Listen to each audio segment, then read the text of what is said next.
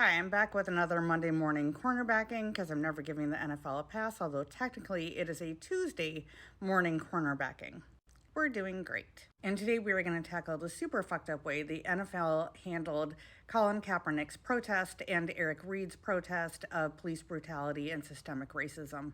And it's going to be a long one, so I apologize because there is a decade to go through. So in 2016, during the preseason, Colin Kaepernick, a quarterback for the San Francisco 49ers, decided to sit down for the national anthem. He actually sat down for 2 games and nobody noticed. It was the 3rd preseason game that somebody took a picture of him sitting down during the anthem. And he faced immediate backlash, although there were some people who did support him, including his teammate Eric Reid, who was a safety for the 49ers. Reid told Kaepernick that he wanted to get involved in this protest, and they both decided to talk to Nate Boyer, who was a former Green Beret and a former NFL player. They wanted to make sure that the protest that they were doing was completely respectful. After that conversation with Boyer, they decided to kneel for the anthem, acknowledging the anthem, but also showing that they were protesting. Again, the public went fucking insane, but they didn't notice Eric Reid, they only noticed Kaepernick, possibly because he was a black man in a leadership role. When Kaepernick is done with the 49ers in 2017, he is never hired by the NFL again. But Reid plays with the 49ers for another season. Again, nobody had noticed him. By the next season, tons of players are kneeling, including Marshawn Lynch. This pisses off the Trump administration, who were in their first term. Trump said this: "Wouldn't you love to see one of these NFL owners, when somebody disrespects our flag, to say, get that son of a off the field right now, out, he's fired." And a month later, Pence, the VP, went to a Colts game and he left when players were kneeling. At this point, Kaepernick is like, what the fuck? Why am I not getting hired? Like, I'm protesting, which is my First Amendment right. So he files a grievance that the NFL owners are colluding and not hiring him.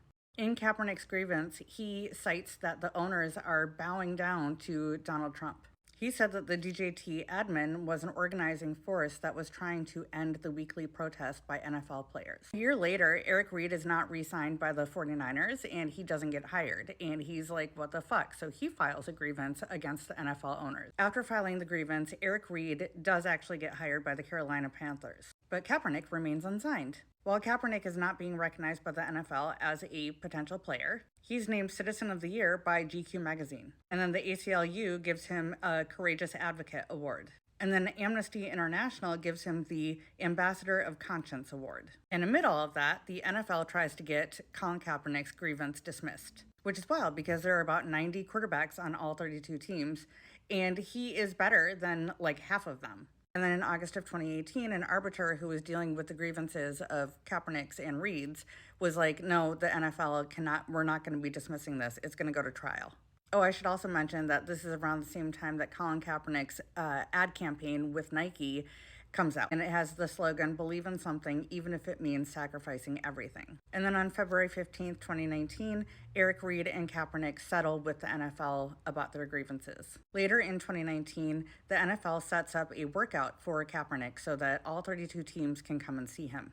They tell Kaepernick that they don't want press there, they don't want the public there. And Kaepernick he wants the court of public opinion to see how much he's been working, because he's been working out constantly. So he opts to do a public workout at a different venue, and the NFL is super pissed.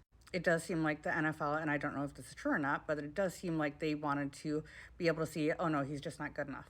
And then on May 25th, 2020, George Floyd is murdered by the police in Minneapolis. Quite literally the exact thing that Kaepernick has been protesting about and not being hired by the NFL about. This is what he has been talking about.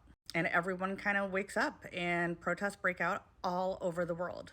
And pretty immediately there are corporations and sports organizations and a ton of people putting out statements that they believe that Black Lives Matter, which they should. Everyone except for the NFL. And as the days turn into a week, the NFL players are like, what the fuck? So they released this. It's been 10 days since George Floyd was brutally murdered. How many times do we need to ask you to listen to your players? What will it take for one of us to be murdered by police brutality? What if I was George Floyd? If I was George Floyd? What if I was George Floyd? If I was George Floyd? If I was George Floyd? If I was George Floyd? I am George Floyd. I am Breonna Taylor. I am Ahmaud Arbery. I am Eric Garner. I am Laquan McDonald. I am Tamir Rice. I am Trayvon Martin. I am Walter Scott. I am Michael Brown Jr. I am Samuel Du Bois. I am Frank Smart. I'm Philip White. I'm Jordan Baker. We will not be silenced. We assert our right to peacefully protest. It shouldn't take this long to admit. So, on behalf of the National Football League, This is what we, the players, Would like to hear you state. we, the National Football League, condemn racism and the systematic oppression of black people. we, the National Football League, admit wrong in silencing our players from peacefully protesting. we, the National Football League, Believe Black Lives Matter. Black Lives Matter. Black Lives Matter. Black Lives Matter. They released that on June 4th, 2020, and then a day later, the head of the NFL, Roger Goodell, releases this statement. It has been a difficult time for our country, in particular, Black people in our country. First, my condolences to families of George Floyd, Breonna Taylor, Ahmaud Arbery, and all the families who have endured police brutality. We, the National Football League, condemn racism and the systematic oppression of Black people. We, the National Football League, admit we were wrong for not listening to NFL players earlier and encourage all to speak out and peacefully protest. We, the National Football League, believe Black Lives Matter. I personally protest with you and want to be part of the much needed change in this country. Without Black players, there would be no National Football League.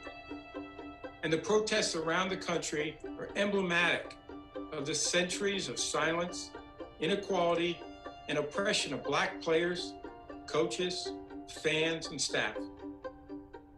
We are listening. I am listening.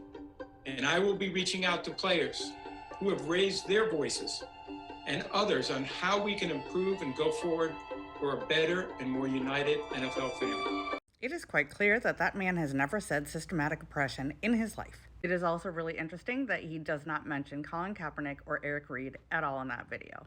Full disclosure, I am a diehard Vikings fan, and despite the fact that the Vikings had already re-signed Kirk Cousins, who I am not a fan of, I really wanted the Vikings to talk to Kaepernick because this is what he had been protesting.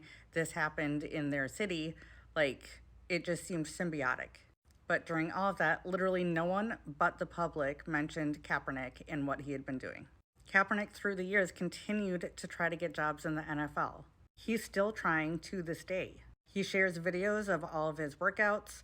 He's only 37 years old, and Tom Brady was 43 when he won the Super Bowl in 2021. I truly hope that Colin Kaepernick gets to play in the NFL again, and I truly hope that it's on the Vikings. But I also know neither thing will probably happen. It's really hard being a fan of a team in the NFL.